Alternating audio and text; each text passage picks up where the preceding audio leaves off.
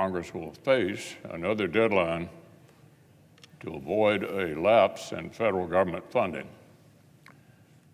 Between now and then, the Senate needs to do our part to pass as many full-year appropriation bills as we possibly can. First in line is the minibus legislation that would send critical resources towards supporting America's farmers, keeping promises to our veterans, and rebuilding crumbling infrastructure. Before the state work period, Senate Republicans agreed on a list of amendments that would allow this package to move quickly here on the floor. And I'm hopeful that the Democratic leader will call it up this week and give the full Senate the chance to take an important step toward funding the government. Of course, passing the minibus is just an early step. We have a great deal of work still ahead of us to finish the job. Like Senator Collins, Senator Murray, and our colleagues on the Appropriations Committee have been focused on literally for months. And as I've said before, we also need to consider additional time-sensitive resources for a number of supplemental priorities. But we cannot get on with this work unless we clear an important hurdle this week. Now, in a different matter, I was encouraged to hear that President Biden will visit Israel tomorrow as the Jewish state mourns the victims of the barbaric October 7th attacks, and as Israel forces continue their work to root out the terrorists responsible. It's important for the president to represent Israel's closest ally and bear witness to the destruction wrought by Hamas, Palestinian Islamic Jihad, and their patrons in Tehran. The president will have a number of responsibilities on this consequential trip. First, he needs to console a grieving nation while demonstrating America's firm resolve to back Israel in its time of need. The American people feel the pain of our friends in Israel, and we mourn our citizens, our own citizens, who were slaughtered alongside Israelis by these savages. In our grief and in our anger, America's interests and Israel's interests are truly intertwined, and our policies must be as well. President Biden needs to demonstrate our support for this difficult but necessary step Israel must take to destroy the terrorist capacity to wage war.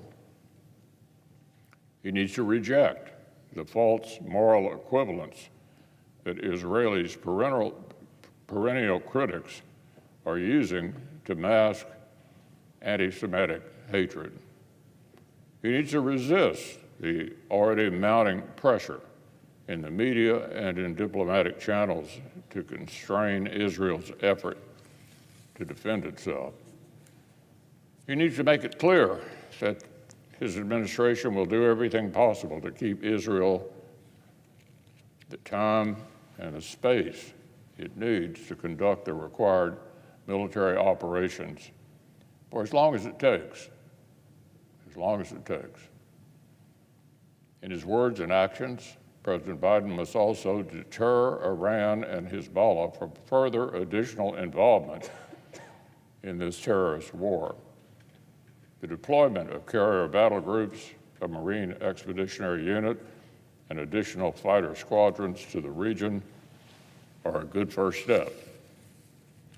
But deterrence requires both capabilities and credibility. The president needs to show that he means business. His tone, his statements, and his actions need to send an unambiguous message to Iran about America's resolve. No more splitting hairs about whether intelligence demonstrates Iran's direct involvement in the October 7th attacks. The Supreme Leader has rejoiced at the image of dead Israelis. A senior Iranian official called it a proud operation. And Hamas has a history of thanking Israel for its support in public, thanking Iran for its support in public. No more absurd suggestions that seeking to free up $6 billion in Iranian assets doesn't embolden Tehran. We have reams of evidence that the regime that chants death to America and death to Israel puts its money where its mouth is. Ultimately, President Biden must also accept that the fundamental assumptions of his administration's Iran policy were morally and practically bankrupt. The president's team begged Iran to re-enter the Obama administration's flawed nuclear deal. Iran sensed their desperation and played hard to get. Then the administration sought to de-escalate tensions by overlooking Iranian plots against American citizens and former officials and ignoring Tehran's growing repression at home and aggression abroad. Well, Iran had other ideas. They like killing Americans as much as they like killing Israelis.